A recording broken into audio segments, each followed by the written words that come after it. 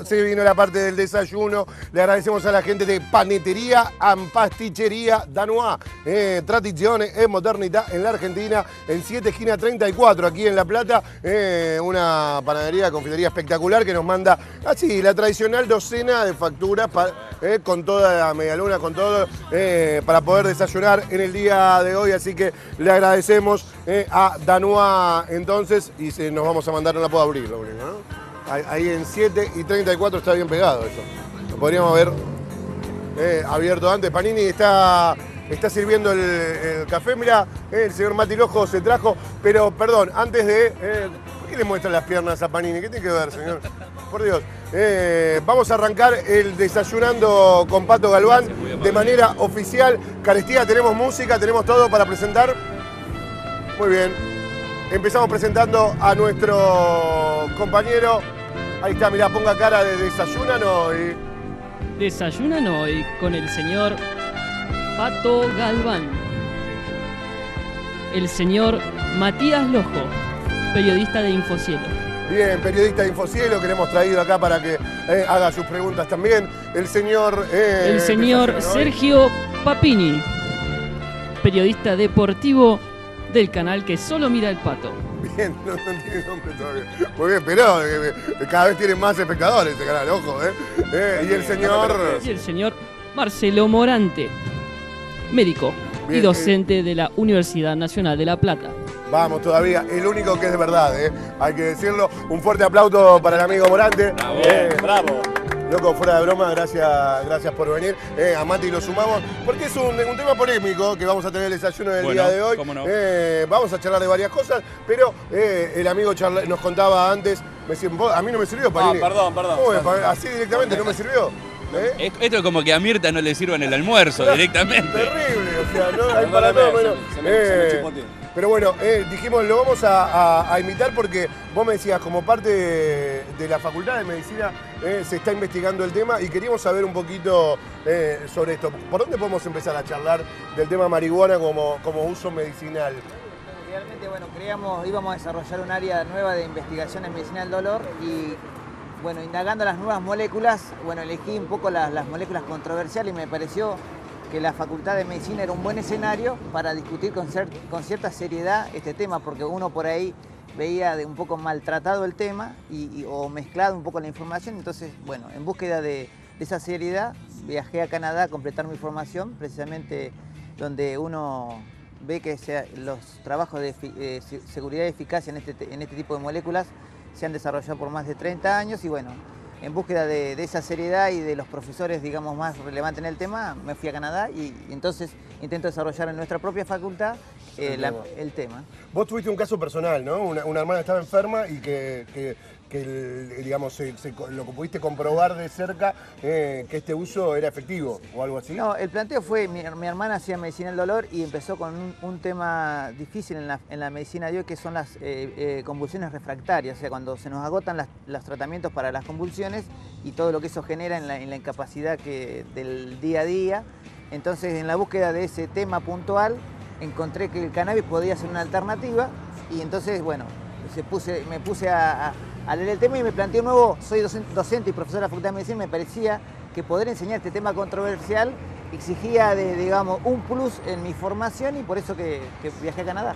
¿Qué encontrás pasa a ser parte de tema de estudio también, ¿no? ¿Qué encontrás con los chicos cuando están avanzados? Porque uno imagina que hoy por hoy, claramente la marihuana es un tema que está instalado en la sociedad y que no se lo visibiliza, digamos, ¿no? Pero también es real que mucha gente habla por hablar, que tampoco sabe mucho, ¿no? Y hay muchos pibes en la ANDE que saben y también tienen algunos mitos muy instalados. Y precisamente por eso creía yo que la medicina y la facultad puntualmente debía romper el silencio, porque si no uno se encontraba en la tele con ciertos debates extremistas, ¿no? Feynman, Andy Chango, y de repente me parecía que se estaba maltratando el tema y que por ahí una herramienta médica en la cual nuestros pacientes la necesitan estaba bastardeada. Entonces, puntual, la facultad que fuera la fuente de información donde la gente pueda reclamar este tipo de datos que van a servir en el futuro. Por ahí uno Pato, desconoce, pero en la Facultad de Medicina se habla así también de otras plantas medicinales, de las propiedades también de otras cosas, o ahora en este caso únicamente del cannabis. No, puntualmente las plantas como medicina realmente han acompañado la historia de la medicina, o sea, indudablemente que muchos de los fármacos son originarios en estas plantas y básicamente se han utilizado. Puntualmente la marihuana ha acompañado desde la cultura egipcia hasta aquí, siempre tuvo una época de apogeo a finales de 1900 y posteriormente en el año 1930, 40 fue decayendo creemos que por múltiples intereses, y hoy la patología que prevalece nos hace creer que podemos tomar esa nueva herramienta que había desaparecido prácticamente como parte de nuestros fármacos y ver si realmente le podemos encontrar una utilidad, pero desde la seriedad y no desde el prejuicio ni la moralidad. O sea. Sí. ¿Y por qué pensás vos?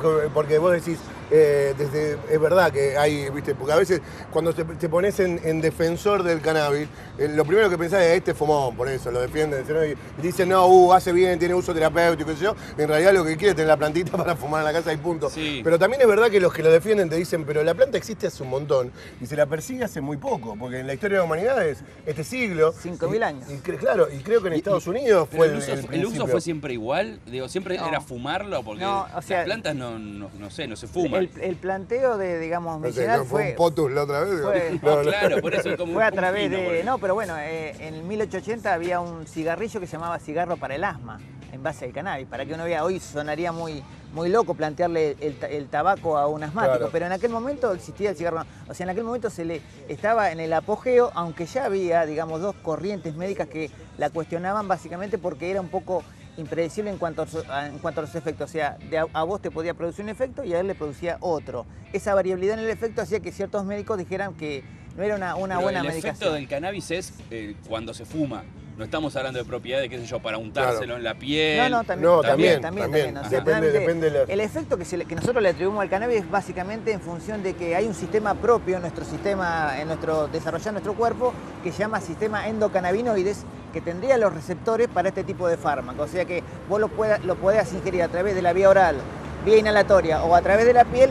Ese fármaco va a llegar a esos receptores y en función de la unión con esos receptores va a producir el efecto. O sea que adentro de nuestro cuerpo ya tenemos algo que recibe el cannabis. Exactamente, Sí. o sea, lo que hace el cannabis es una molécula similar a otras moléculas endógenas que secreta nuestro propio cuerpo, entonces ocupa esos receptores y produce el efecto que produciría, por ejemplo, la anandamida, que sería un compuesto endógeno. Claro.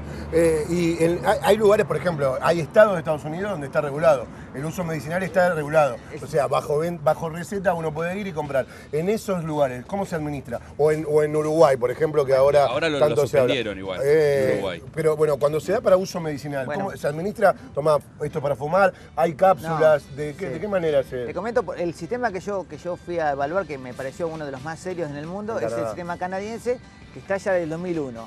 En el 2001, cuando empezó la primera regulación, hubo algún tipo de permiso para el autocultivo. Actualmente la nueva regulación, que es la del 2014, que comenzó ahora, que un poco aprendió de la regulación pasada, solamente permite 3 empresas licenciadas por el Estado, que son controladas y bueno, produce una X cepa con una cierta concentración de THC-CBD, o sea, bien estandarizada, y el médico actuó como regulador haciendo la receta. No hay intermediarios, o sea, no hay farmacias.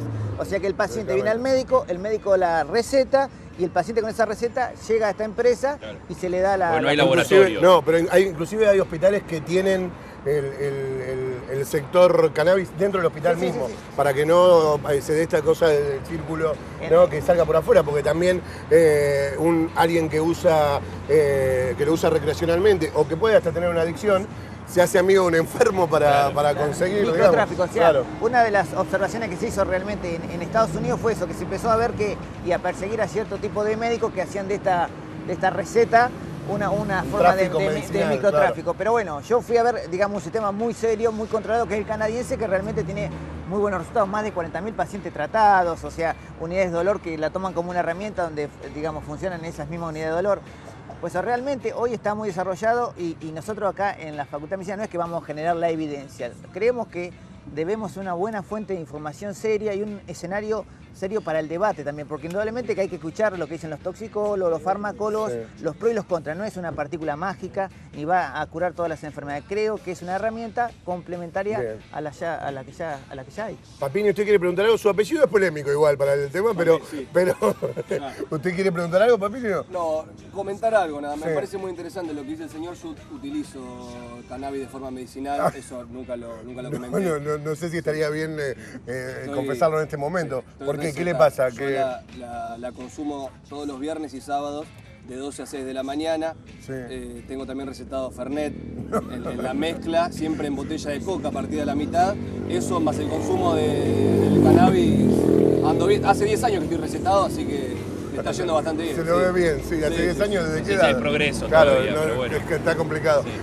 Bueno, otro de los riesgos que se corre instalando este tema, ¿no? El tomado al chiste y el uso, pues digo, uso excesivo. Las comparaciones deben ser siempre, cuando uno habla de cannabis medicinal, comparar estas partículas con las benzodiazepinas o la morfina. Y cuando uno dice que tiene baja toxicidad o bajo riesgo, porque los efectos adversos realmente son muy pocos, como puede ser sequedad de boca, cierta discoordinación que es transitoria, estamos hablando de a la dosis estándar con un control médico.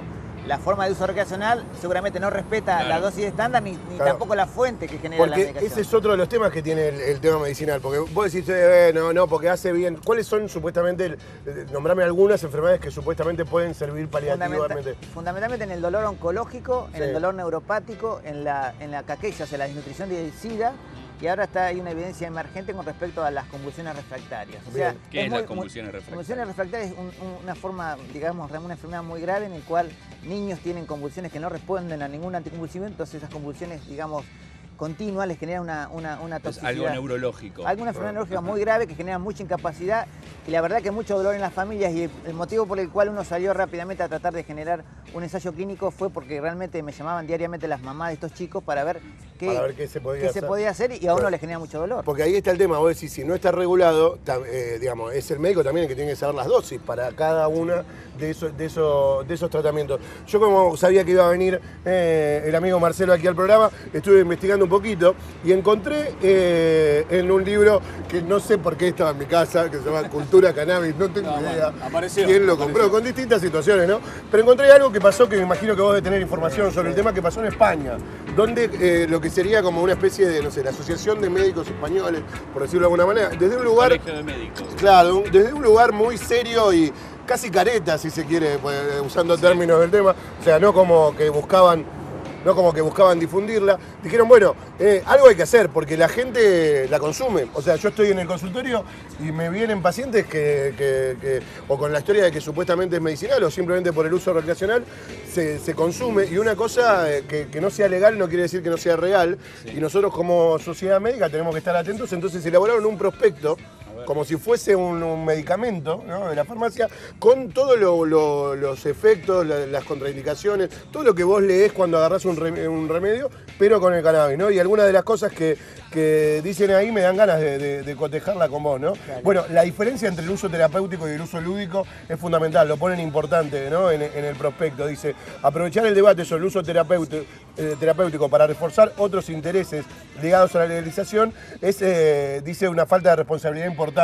Y eso es algo que me llamó la atención, porque muchas veces en la tele, cuando llevan a uno que habla a favor del uso medicinal, claramente quiere tener la plantita en el fondo y uno lo ve como que está a favor de la legalización para todo. Y la diferencia entre el medicinal y el recreacional muy pocas veces se hace. Es muy clara en el tema, por eso planteo que la facultad debe ser el regulador de la información, porque precisamente uno en la facultad ve esa libertad de, digamos, esa falta de intereses creados que podía uno ser sospechado de por qué hablamos o por qué pero es una cosa. Además entra, por ejemplo, la morfina se usa como un uso médico y justamente tiene que ver con muchas de las cosas que vos recién marcabas.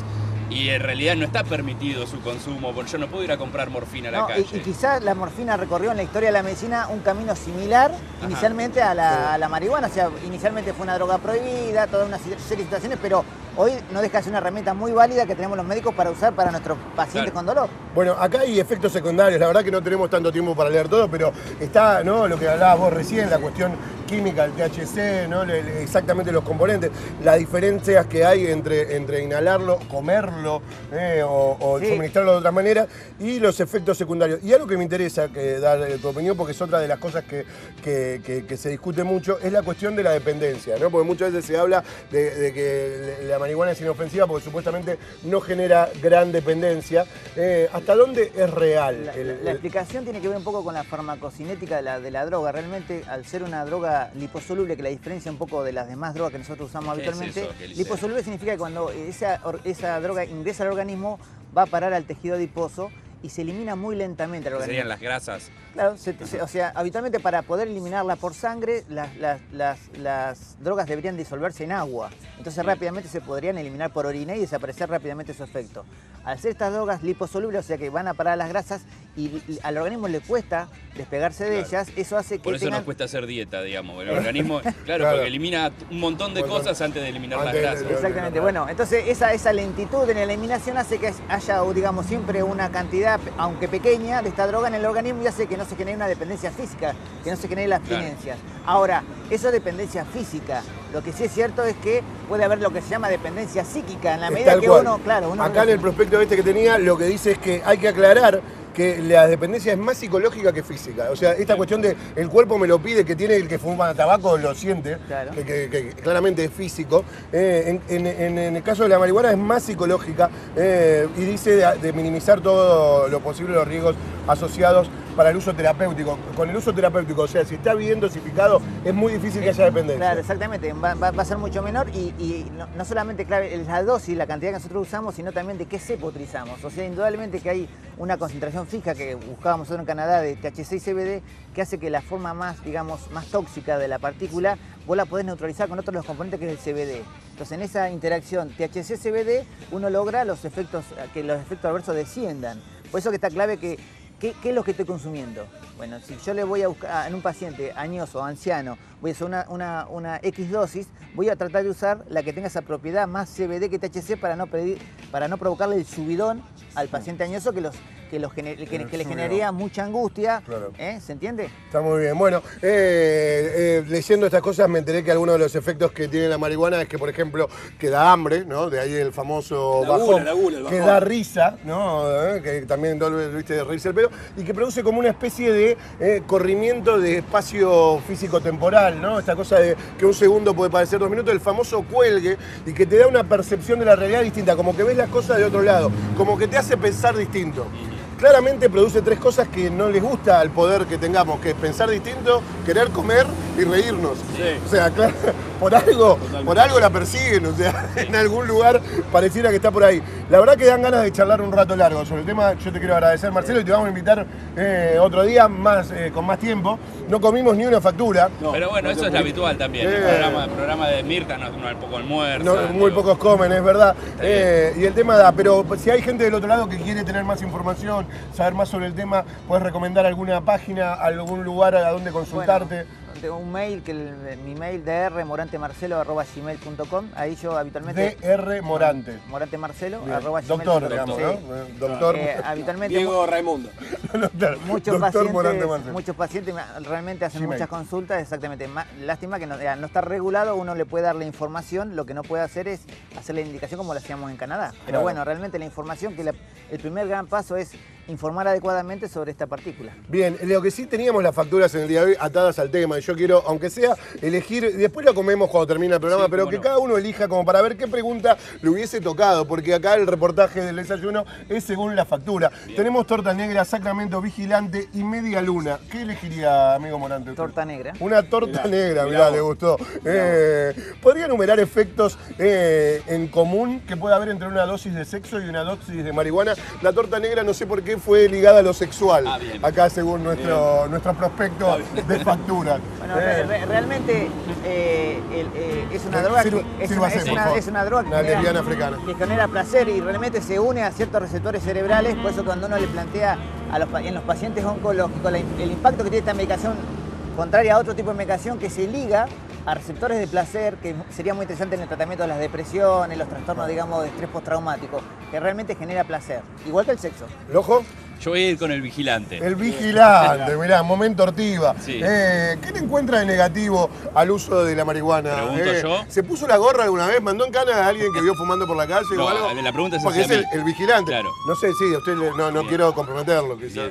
No me puse en vigilante. Lo que sí me parece que por ahí aporta al debate, digo, esta discusión que se da en torno a su uso medicinal, me parece que no resuelve la discusión de la legalización o no. Tal cual. Me parece que va por otro camino total. Como decíamos, digo, la morfina tiene un uso medicinal importante, pero sin embargo no es legal. ¿A vos te gustaría que se discute la legalización directamente? A mí me parece que discutir la legalización requiere un poco más de tiempo, que esta Obvio. otra parte debería poder ser tomada en cuenta y decir, bueno, vamos a empezar a trabajarlo. probarlo. Digo, si puede ayudar, buenísimo. Ahora, Yo lo sí- otro me parece más complejo, porque hay muchas cuestiones culturales en el medio y más Yo si difícil. me pongo en vigilante, Digo, como ya que estamos, vigilante. los que critican el tema de la marihuana medicinal, lo que dicen es que la marihuana puede ser un paliativo importante, pero que no resuelve nada, y que también hay otras maneras, que en general cuando uno apunta a un fármaco, digamos, es porque no encontró otro que tenga un efecto mejor, y supuestamente hay otros que tienen mejores efectos que el cannabis. ¿Esto es verdad? Cuando uno hace una lectura de esta molécula, uno sabe que hay moléculas más eficaces y baratas, está claro. Pero cuando uno va a hacer otro análisis, que es lo que se llama seguridad, en cuanto a toxicidad, uno encuentra, por ejemplo, si la comparamos con la morfina, que es una molécula de baja toxicidad. Entonces, lo que debemos hacer, no plantearnos los derivados de la marihuana como desplazando a la morfina, sino complementarla a la morfina para que tenga menos toxicidad la morfina. Y yo puse el ejemplo de la morfina por ponerlo. Pero digo. le encantó, acá Sí. el doctor le encantó. Papini quiere elegirse algo. Y la media luna. Agarre la media luna y cómasela y listo, no le voy a hacer ninguna pregunta. Ah, bueno, si gracias. quiere, se fuma un vigilante, es lo único parecido que se encontró acá porque churros no había. Así que, Marcelo, muchísimas gracias, de verdad. Siento que pudimos dar una mirada distinta de lo que se habla con respecto a la marihuana en el tema, por lo menos un poco de cuestión medicinal, lo vamos a invitar en algún otro momento. Lojo, muchísimas gracias. Gracias, Pato. Siga con su tarea en Infocielo. Papini, Maestro. gracias también. Nosotros Gracias. nos vamos, en realidad hoy nos quedamos desayunando, tranquilos. Somos Mañana Up, la manera de despertarse contento aquí en QM.